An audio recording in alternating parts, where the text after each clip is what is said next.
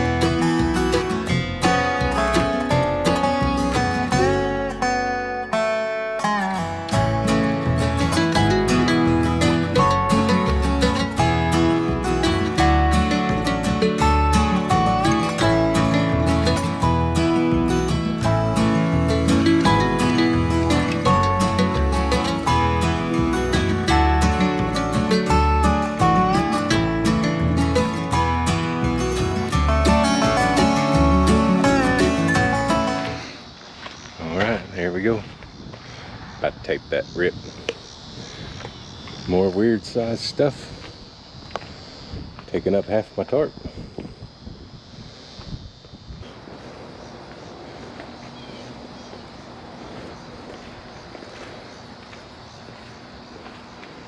We'll get this going to Wisconsin.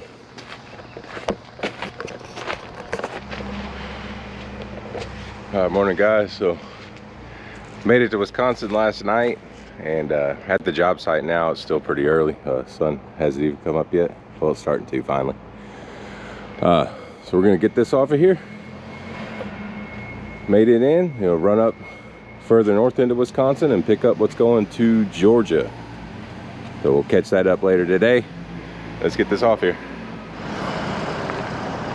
All right, so we got the first drop done today, and now we're gonna do our pick that I was trying to tie up here in Wisconsin.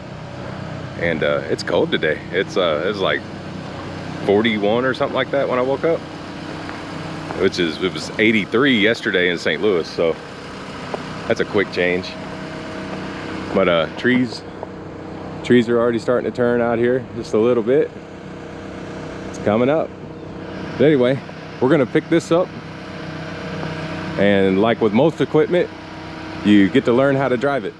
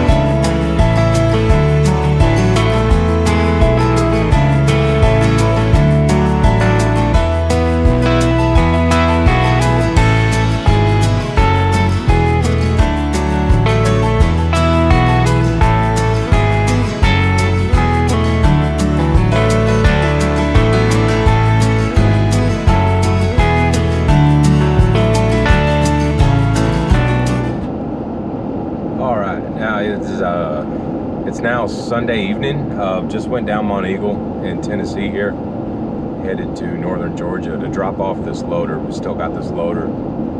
I had planned on taking this straight through to Georgia, and I've had a couple of issues with the truck and the setup on this, and now I'm not sure if this has anything to do with the weight. This is the first time I've hauled pretty heavy with this loader in a while, and the truck is starting to get up there. It's got 42.5 on it right now, and since I picked this up, I've noticed on the occasional smooth stretches through Wisconsin that I've had kind of an intermittent vibration, and I went ahead and just went home this weekend. Since I only live about 4 hours from this drop here, I'm actually running this through to get up against it to basically just start my day off Monday morning empty. Get rid of this. I'm gonna see how it runs, but I had already booked a load that is actually heavier than this. This next load's almost gonna max me out. It's a little over 15. And I'm kind of wondering what's going on. Now, when I was home, I disconnected from the trailer, got the truck up, looked it under. There's no visible issues. It's not like I have a blown shock or anything like that. I'm sure they're pretty worn out, considering the road conditions, and that's something I want to touch on, the road conditions in these trucks. And I'm not even hauling as heavy as some guys haul on these things. I don't know if it's extremely state specific. I haven't been to every state in a HOTSHOT truck like I have with the semi, but I have noticed that a couple of the states that I run pretty regular, Wisconsin, Minnesota, sections of Illinois, Indiana, they're rough. They're really rough. I mean, it is like actively breaking my stuff rough is how it feels. I mean, there's no other way to put it. The conditions of the roads lately are terrible, and it's not just lately. I mean, I know it's been that way for a while, but I haven't felt it in the typical bridge transition, either a ramp or a ledge you run into, right? So what I have noticed though is that, number one, I'm very surprised at how well this trailer's held up. I've had zero issues with the trailer as far as the suspension, the equalizer box, anything to do with the axles. There's no stresses in the welds or anything like that, which there shouldn't be. I mean, it's not even a year old. So anyway, aside from that, so I've developed a little bit of a shake with this load. Nothing's moving. It's not the tires on the truck. I've checked those. I actually just got my tires replaced on the trailer. It was about time for those to go. I was running a Good Ride, which is what came with the trailer, Good Ride 10 plies, the 235 80/16s. I got almost 55, well, right at about 55,000 miles out of those. I was gonna move up to 14 ply, but I'm not quite sure I want to dump money into this trailer right now, like that. We'll see. I might be looking at a new trailer. So anyway, with that being said, got new tires on it to replace the ones that were left. I had a couple of blowouts when I first got it, running the pressure too high, and that tractor load I had it just was not right. I'll throw a link up in the description for that one. So we got those. So got the tires changed. Checked the truck out. Nothing's visibly wrong with the truck.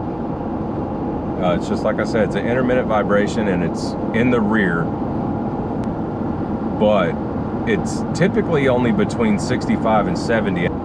So gonna get rid of this loader tomorrow, picking up a 2-pick 2-drop load going from northern Georgia to Wisconsin again, and Minnesota, both the heavy hitters there. So I'm gonna be able to see if this problem either gets worse or stops, or you know, either or. I'm gonna see if it's the load. That's a number one. If it's not, I may